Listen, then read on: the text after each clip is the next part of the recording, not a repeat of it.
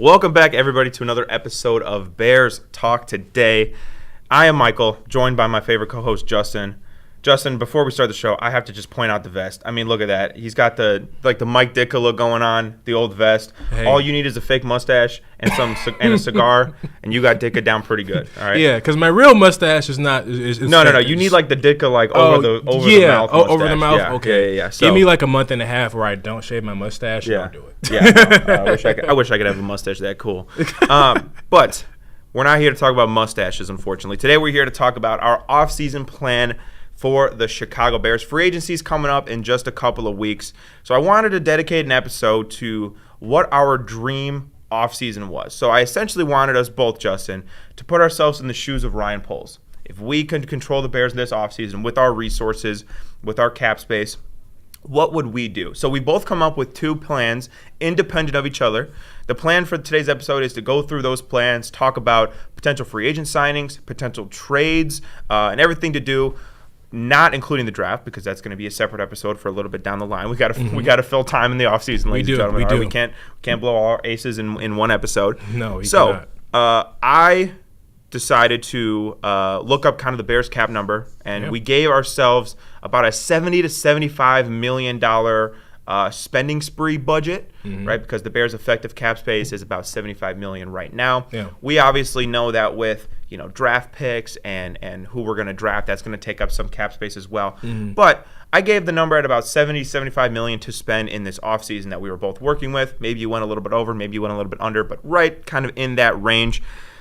Justin, I think we should start with you and kind of go through your plan. I'm not sure if you want to do kind of one-to-one or if you want to go through your whole plan and then my whole plan, but we can do one-to-one. We can do one-to-one. Okay. I'm cool with that. Yeah, I did not list my free agents, I guess, in order of.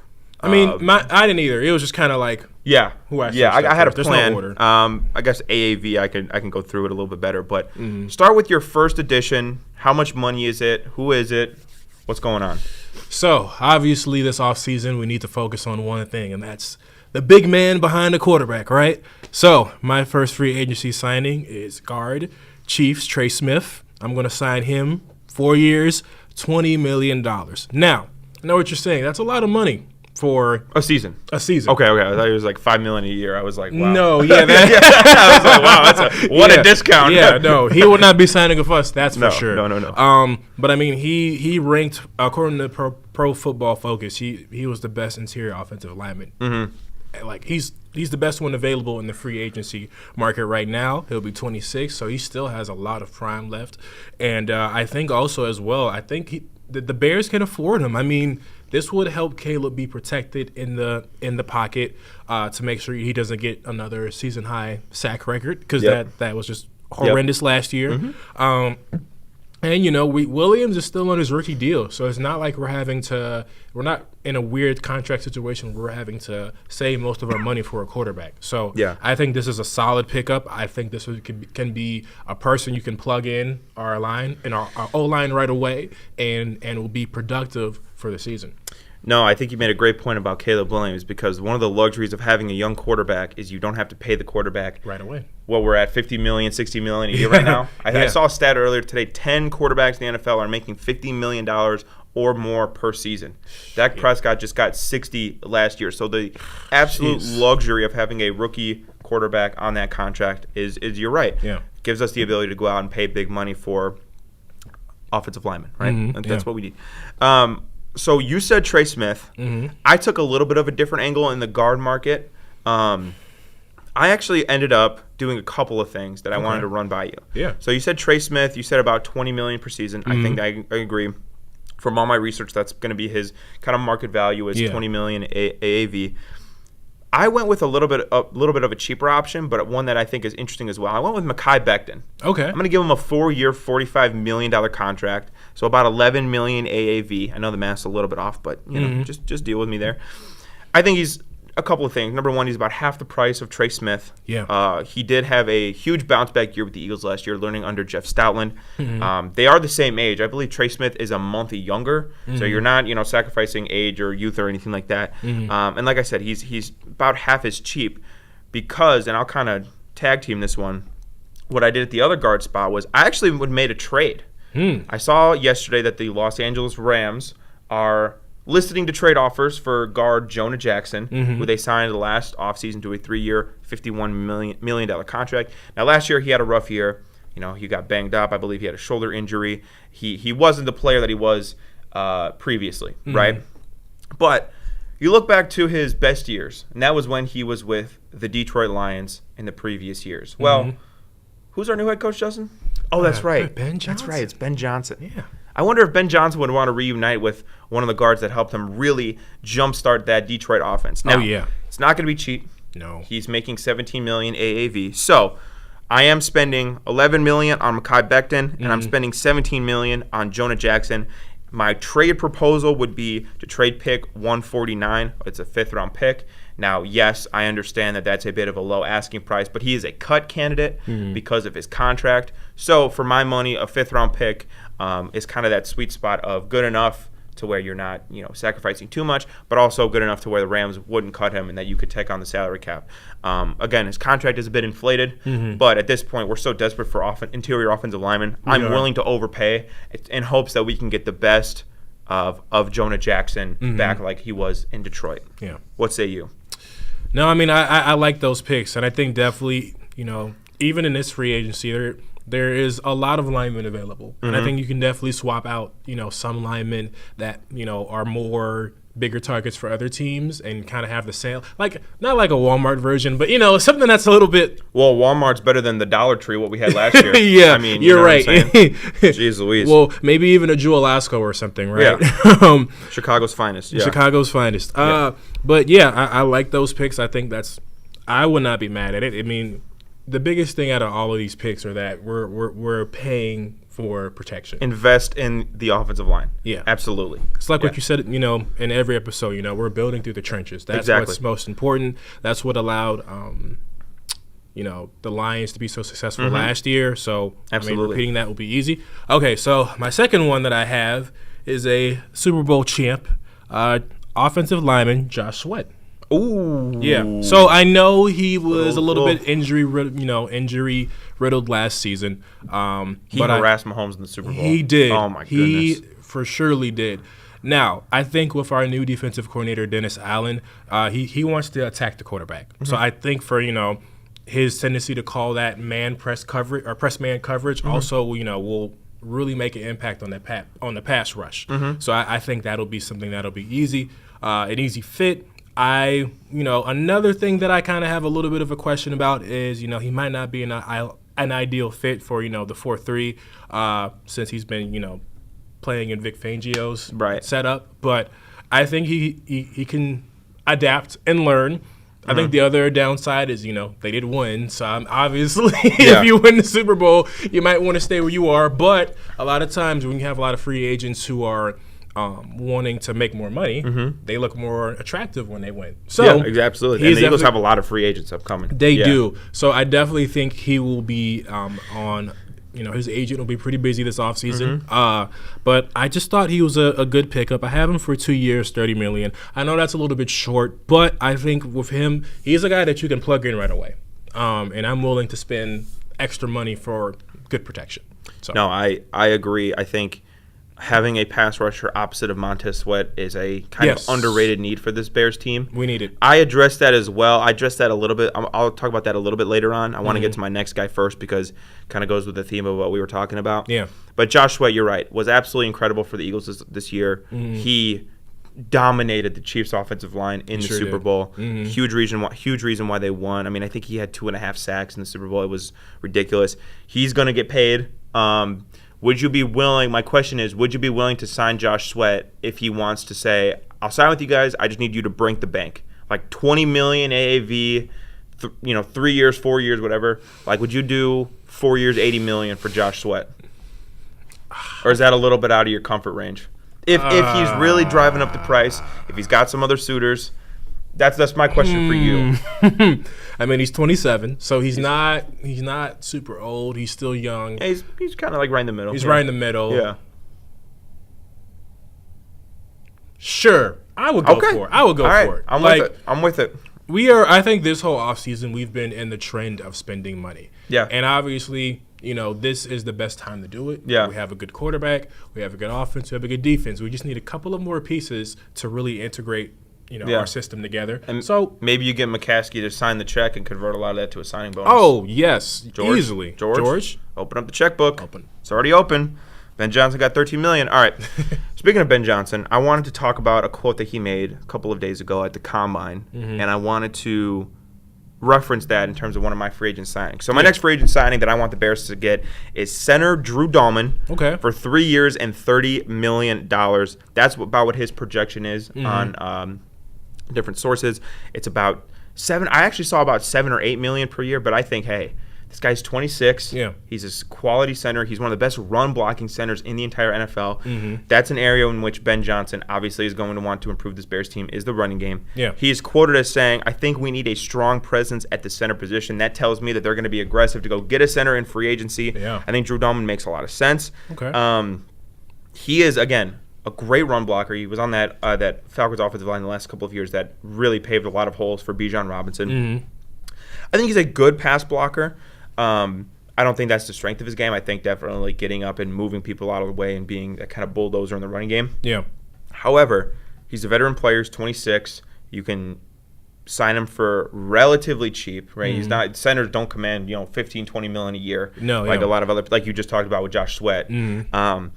I think that this would be a huge addition for the Bears. I think having a center is one of the most important things for a young cornerback. Ben Johnson agrees with me. I think not only is this a move that I would do, I think this is a move that they might actually end up doing very realistically, trying to go get a guy like Drew Dahlman. Yeah. No, I mean, I think that's not a bad pickup. I feel like any offensive, defensive lineman that is decent, that's in their mid-20s, is – I mean, who has not performed poorly is a great decision for us. Get ready to learn deep dish pizza, buddy. Seriously, Get right? ready to learn Chicago hot dog, buddy. No, I mean, I think you get somebody like him who can learn our setup, and we have a great coaching staff. I mean, I know we talked about that last episode, but I mean, that's something that is really influential. And I mean, from top to bottom line, no matter if you're an offensive lineman, defensive lineman, or running back, you're going to learn something. So if you're able to get a young guy, mid-20s, early 20s, even late 20s, have them, sign a 2-year, 3-year deal, have them learn our offense or defense, I think that's huge. That's tremendous. I agree. Who do you have for your next free agent, Justin?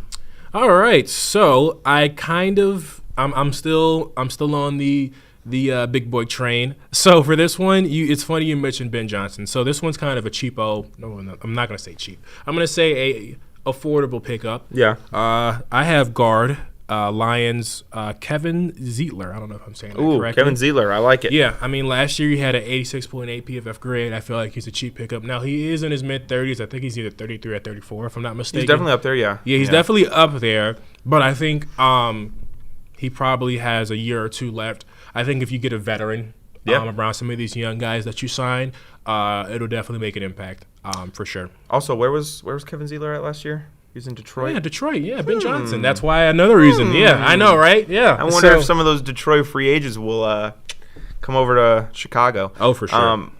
I like how, again, we didn't know each other's list. No. We didn't collaborate on either list. No. We both paid money for 2 guards. Yeah. That should tell you something. Yeah. Ryan Poles. Yeah. And I paid money for a center as well. Another cheap option, kind of in the vein of more of a realistic option just in terms of roster building. Again, this isn't the most attractive pickup ever. This guy's probably not going to score 10 touchdowns, whatever. I just think you take a flyer on a guy like Javonte Williams, give him a 1-year, $6 million contract to be your running back, not to be your running back, but to be a running back. He's only 24 years old. I think he's some solid depth. I've been a Javonte Williams believer ever since he came out of North Carolina. He had a great rookie year with the Broncos. And then kind of got hurt and wasn't able to kind of replicate a lot of that success he's had. It's been kind of downhill from there. Yeah. But, I mean, what's the pain in giving a guy $6 million, $5 million, whatever it is? The market's not going to be huge. It's not going to be a big cap hit when you're getting a 24-year-old very talented running back. I like it. Again, it's not something that I'm just going to be pounding the table to do. Yeah. I just think from a roster building, from a team building perspective, you need depth, especially with Ben Johnson, again, wanting to invest in that running game, both in the offensive line and in the running backs, which I'll get into more later. I do think that a guy like Javonte Williams could be a flyer worth taking. Just why not? If they cut him, they cut him. But if he turns into something special, maybe he could be a nice little piece for the Bears running game. Yeah, I think so. I like that pick. Yeah. All right. So my next one, I'm still on the side of offense, but something a little different. I have Los Angeles Rams wide receivers Tutu Atwell. Ooh, So, I like that. I think for me, obviously, I don't think Keenan Allen will be. No, he's not coming back. Yeah, he's not coming back. No, he's older. I think old, expensive, and slow. Old, expensive, slow. And, I think after the frustrations of last year and his lack of production, I don't think he's going to come back. No. I think this could be an easy wide receiver 3 option. Mm-hmm.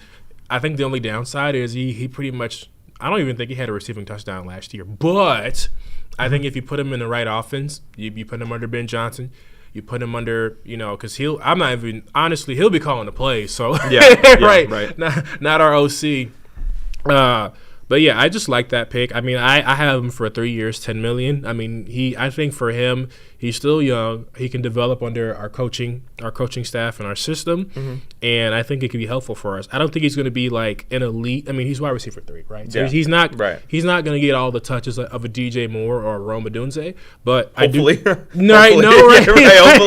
hopefully, Gerald Everett, right? No, seriously, yeah. But no, I just thought this was a good young option that can learn under, a DJ Moore and a Rome too, since, his rookie season was last year. But yeah, just a little cheap, young pickup that can be effective. I had a very similar thought. I didn't go with Tutu Atwell, but kind of the cheaper wide receiver 3 with a little bit of upside. I went with Tylan Wallace from the Baltimore Ravens. I gave him 2 years, $5 million, so it was kind of essentially what you gave him, about $3 million AAV. I just think that, again, like you said, we need a third wide receiver. Keenan Allen's not coming back. Yeah. Right? The majority of the touches should be going to DJ Moore, Rome Odunze, Cole Kmet, whoever our starting running back is.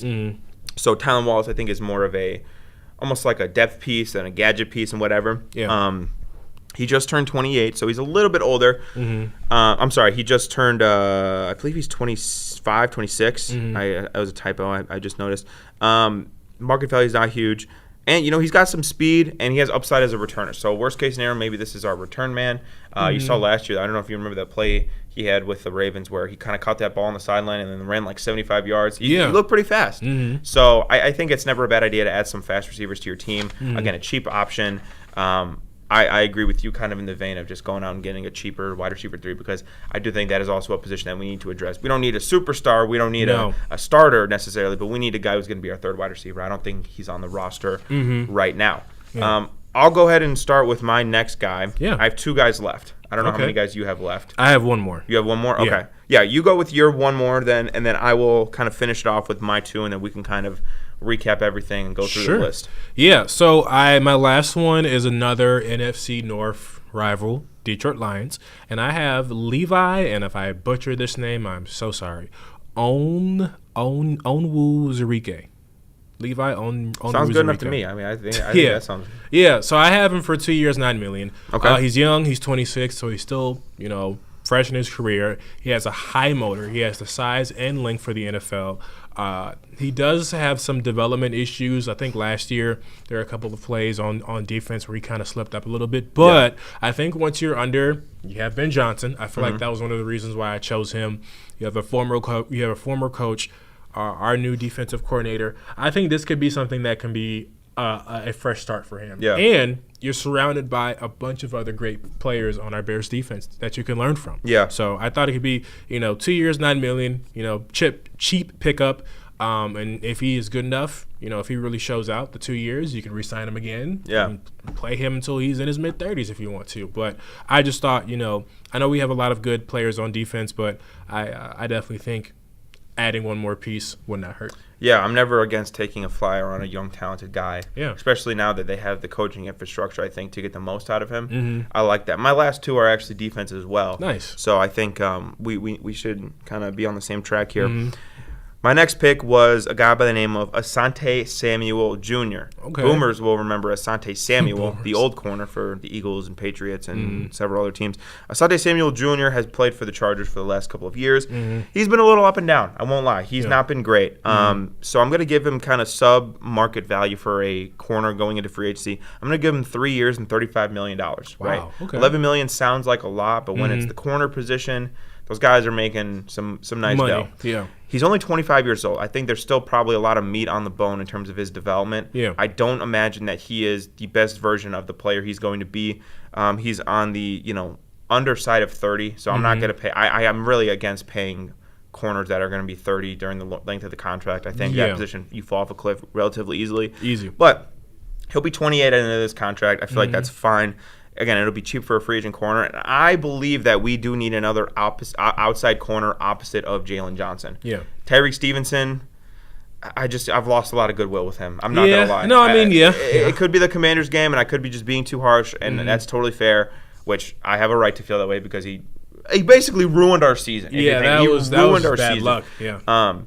But I think we do need a stable corner opposite of Jalen Johnson, then to allow Kyler Gordon to play in the slot, which I think is his best position. I'm going to go ahead and pay Asante Samuel Jr., and then I'll end it off with another pass rusher. You talked about Josh Sweat. I went a little bit cheaper. I went with Azeez Ojulari from the former New York Giant. I gave him a 3-year, $24 million contract.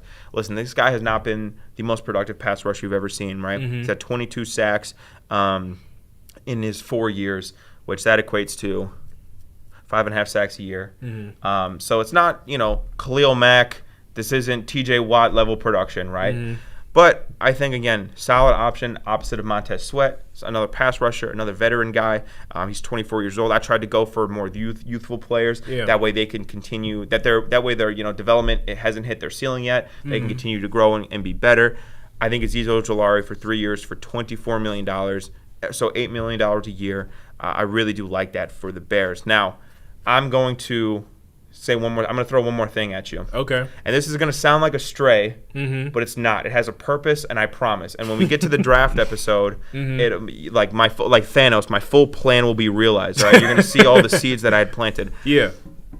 I'm trading away DeAndre Swift to the New England Patriots for pick 77. Listen. That's a specific pick there. Late third. Okay. I'm trading him. Okay. And you're saying, well, Mike, what running back are you getting in free agency? None. I'm not getting one. What? And that'll be a little teaser for the draft episode we're gonna do here later. But this draft class, they've got some dogs in the backfield. Okay. All right. Actually, I just lied. What running backs are you getting? None. I just got Javonte Williams. I'm like, what do you mean you're getting none? Well, Javonte Williams is more of a depth kind of. He's not a starter. He's not. I'm not paying him to be a starting running back. Okay. Yeah. No. In terms of who's going to be your starting running back, I don't got him yet, but he's coming. He's coming. I promise. All right. So, trading DeAndre Swift to Patriots for pick 77. That frees up a little bit of cap space as well if they take on the contract. The Patriots have even more money than we do. I think they have like $94 million of free agency. Yeah. I don't think that they're satisfied with Ramondre Stevenson. I think Mike Vrabel, Josh McDaniel is going to want a more explosive running back. And for all my gripes about DeAndre Swift, I will say he does have the ability to be an explosive running back. I don't think he'll fit the scheme that Ben Johnson is going to want to run here. Yeah. And I think for the second time in about 3 years, Ben Johnson's going to trade him. Trade him away because, when Ben Johnson became the coordinator, he traded away DeAndre Swift. Second year, I believe he traded him, or whatever it was. He traded away DeAndre Swift. Probably doesn't like him. Yeah. I don't think he matches the kind of style of offense that Ben Johnson wants. His vision, it's just not good enough for me. That's the one thing that he's had with both of his running backs in Detroit. Yeah. Even going back to a guy like Jamal Williams, right? That was kind of always the vision they had. I just don't see that being him. I'm going to trade him. I'm going to get pick 77.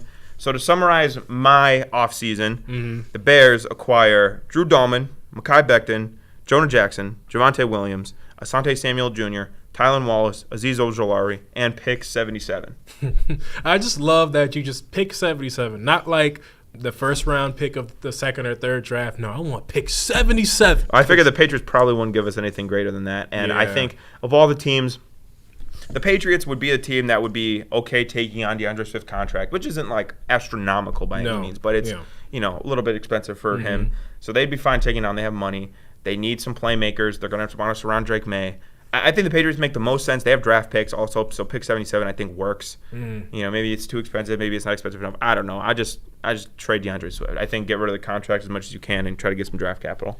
No, I mean that I like it. I mean, I think for me, I feel like last year, it kind of sucks because obviously last year was the experimental year of Caleb Williams. Yeah. So obviously, it wasn't I feel like maybe if we do keep him this year, he can have a bounce back season where he's a little bit more productive. But I'm not against it. No. I think, there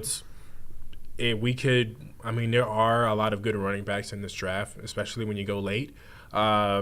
So why not? I'm open to different things. Yeah. So, and I get the people who like DeAndre Swift, and I think, absolutely had no chance with that offensive line last year. No, I'm not holding it to him to a certain degree, but I think again he just doesn't kind of fit the vision that Ben Johnson wants. No, that's part of the what he was talking about when he said I want to rip this offense down to the studs. Yeah, some players are not gonna make it. No, and I think the other theme of what I did in this offseason was kind of matching his vision, right? Yeah.